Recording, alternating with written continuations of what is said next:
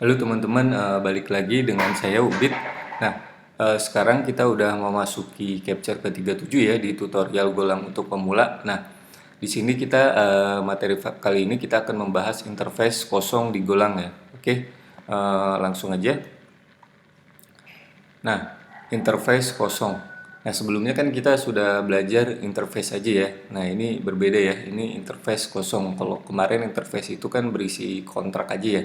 Nah, kalau ini interface kosong adalah sebuah interface yang tidak memiliki metode apapun. Nah, jadi dia nggak memiliki metode apapun seperti sebelumnya ya. Kalau ini nanti dia isinya hanya seperti ini. Interface lalu curly bracket kosong gitu ya. Itu seperti itu. Jadi karena interface kosong ini tidak memiliki metode, maka dia semua jenis tipe data di Golang seperti integer, string, boolean, array, slice atau struct secara otomatis memenuhi interface kosong gitu ya. Jadi oleh karena itu interface kosong dapat digunakan untuk mewakili semua jenis tipe data gitu. Jadi dia kayak superclass gitulah ya. Termasuk tipe data yang belum diketahui saat kompilasi gitu ya. Jadi ketika kita menggunakan interface kosong, kita mengakses tipe data secara dinamis gitu. Hal ini jadi memungkinkan kita untuk menangani berbagai jenis tipe data tanpa kita harus mengetahui jenis tipe data tersebut terlebih dahulu. Jadi kayak teman-teman nanti misalkan nggak tahu mau bikin tipe data apa gitu ya. Jadi interface bisa menampung gitu ya. Jadi tipe data apapun. Nah, untuk mendefinisikan interface kosong, kita bisa tulis dengan interface lalu diikuti dengan curly bracket kosong ya, seperti ini ya, untuk mendefinisikannya seperti itu. Nah, lalu secara sederhana interface kosong bisa kita anggap sebagai tipe data apapun ya. Nah, jadi kalau sebelumnya interface aja itu ya, itu sebagai sebuah kontrak gitu ya. Nah, kalau interface kosong ini bisa kita anggap sebagai tipe data apapun ya, ini gitu ya, atau superclass gitu lah ya, semua tipe data gitu. Oke, seperti apa? Nah, kita lanjut di contohnya aja mungkin ya, biar lebih jelas. Nah, ini contoh program interface kosong ya. Nah, seperti ini. Jadi ini kita contoh membuat sebuah function namanya print type, lalu di sini ada parameter. Nah, di sini parameter type-nya atau tipe datanya itu interface kosong gitu ya. Nah, seperti ini penulisannya ya teman-teman ya. Interface lalu diikuti dengan curly bracket-nya ini. Nah, lalu kita di sini mencoba untuk mencetak nilai i-nya ya. Gitu ya. Jadi pada contoh ini kita membuat function print type yang memiliki parameter interface. Jadi ini memungkinkan fungsi print type ini untuk menerima argumen dengan tipe data apapun gitu ya. Jadi ketika kita kemudian memanggil fungsi printf nih di bawah ini gitu ya, dengan argumen yang berbeda-beda ini dengan integer, string, boolean gitu. Nah ini Jadi kita bisa melihat output nanti sesuai dengan tipe yang diberikan sebagai argumennya ya. Jadi interface kosong ini berguna ketika kita ingin membuat fungsi yang dapat menerima argumen dengan tipe data yang berbeda-beda ya. Jadi kalau teman-teman nanti mau menerima istilahnya tipe data yang berbeda-beda, nanti di sini bisa dipakai interface kosong ini ya. Nah seperti ini. Jadi dia bisa tuh. Ini kan functionnya kita panggil nih print type ini. Jadi masukin variabelnya tuh bisa macam-macam, bisa uh, integer, bisa string, bisa boolean gitu ya. Jadi dia bisa nampung tipe data apapun ya untuk interface ini. Oke, mungkin lebih jelasnya kita coba contohin ya di kode editor ya.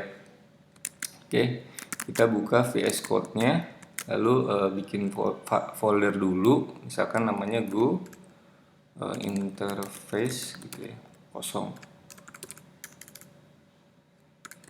Nah, seperti ini, Go interface kosong. Lalu foldernya kita buka di VS Code seperti biasa.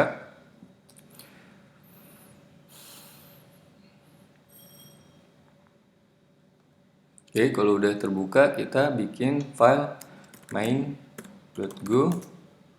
Nah, di sini kita bikin package main gitu ya. Lalu main. Nah, seperti ini. Nah, oke, ini saya perbesar dulu dikit. Nah, seperti ini ya. Nah, oke. Kita contohin ya, misalkan kita di sini coba bikin variabel dulu ya, var. misalkan X gitu ya nama variabelnya, lalu tipe datanya interface kosong gitu ya. Nah, seperti ini penulisannya interface-nya ya. Interface kosongnya seperti ini. Oke. Nah, lalu ini kan kita mendeklarasikan interface kosong ya. Lalu coba kita masukkan nih misalkan X, kita masukkan misalkan 42 gitu ya. Kita masukin integer ya. Nah, kita bisa memasuki nilai apa saja nih ya. Bisa X-nya. Coba kalau kita cetak fmt println gitu ya. X gitu ya. Masukin bisa nggak ya? Lalu kita bikin lagi ya. Kan X sama dengan gitu ya. Nah, kita masukin string hello gitu ya. Kita bisa juga menampung tipe data string gitu ya. Coba kalau kita print lagi, kita cetak lagi X-nya, lalu X sama dengan, coba kita masukin slice ya, slice atau array integer, misalnya isinya 1,2,3 gitu ya. Nah, kita bisa masukin array juga ya. Lalu kita cetak, nah seperti ini ya. Coba kita lihat hasilnya ya. Kita jalanin. Go run main.go ya. Nah, seperti ini ya. Dia jadi ini bisa menerima data apapun ya. Dia masuk ya. Integernya 42, terus lalu stringnya hello, lalu di sini slice-nya 1 2 3. Nah, seperti ini ya. Jadi dia bisa menampung tipe data apapun. Kan sebelumnya kita kalau bikin variabel kan misalkan di sini var x. Nah, di sininya kan kita masukin misalkan tipe datanya integer, string atau apa. Nah, seperti ini misalkan ya. Nah, kalau teman-teman seperti ini, nah yang lain kan nggak bisa masuk ya, kayak string ini terus apa namanya ini slice nggak bisa masuk kan. Nah, jadi kalau misalkan teman-teman butuh untuk menampung tipe data apapun itu gunakan interface kosong ya. Nah, ini kan nggak masuk nih. Kalau kita masukin string juga nanti yang selain string nggak mau dia nerima gitu ya kan. Nah, seperti ini. Jadi kita di sini interface kosong seperti ini kalau kita mau menampung tipe data apapun ya teman-teman ya. Nah, seperti ini ya. Oke, nah seperti ini contohnya. Lalu mungkin kita kasih contoh satu lagi ya yang seperti tadi ya, contoh penggunaan yang interface kosong diimplementasi dalam sebuah function ya. Kita coba ya.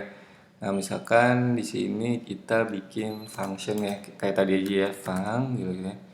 Lalu misalkan namanya print type gitu ya. Seperti itu. Lalu di sini variabelnya parameternya itu i gitu ya. Tipe datanya interface kosong gitu ya. Nah, seperti ini. Kita bikin function.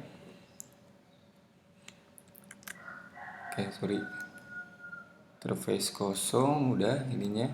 Ini tutup dulu. Itu ya.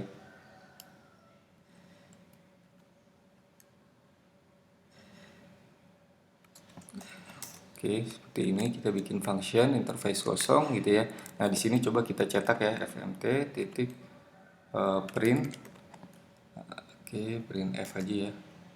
Lalu kita cetak di sini tipe datanya %v, %t gitu ya, %t. Lalu kita substitusi ini enter dulu, enter. Kita substitusi si i-nya. Nah, seperti ini ya. Coba kita membuat function seperti tadi ya, apa namanya? Function ya, seperti contoh itu ya. Oke, di sini kita di function mainnya kita cetak untuk print type-nya ya. Kita panggil functionnya di sini, lalu kita cetak misalkan ini integer ya 10, lalu yang ini kita misalkan di sini string ya. String hello world gitu ya. Itu ya. Lalu yang di sini misalkan kita boolean true gitu ya. Nah, seperti ini. Oke. Nah, jadi di sini kita memasukkan ini ya, yang seperti penjelasan sebelumnya ya. Di sini parameternya interface kosong sehingga kita di sini bisa menerima argumen apapun ya. Seperti integer, string, lalu boolean gitu ya. Oke, kalau kita jalanin programnya coba ya. Ini kita save dulu.